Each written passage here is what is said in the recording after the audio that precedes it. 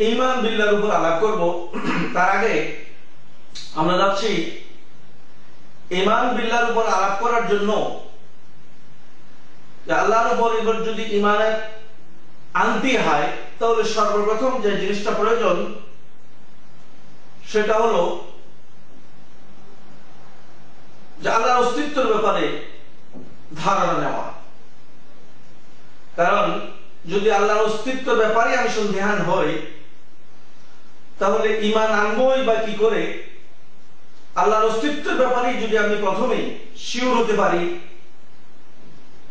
এবং সেখানে যদি আমি ইকিন আনতে পারি তারপরে গিয়ে আল্লাহর উপর ঈমানটা আমার মজবুত হবে এবং ফলদায়ক হবে, ফলপ্রসূ হবে।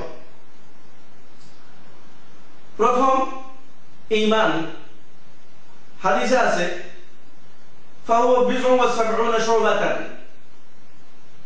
আলাহা কালিমাতু লা ইলাহা ইল্লাল্লাহ ওয়া আদনাহা ইমাতাতুত তরিক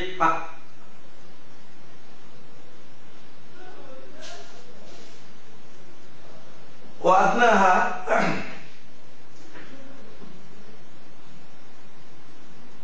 ঈমান 70-এর উপরে ঈমানের ফলা আছে, শাখা প্রশাখা আছে।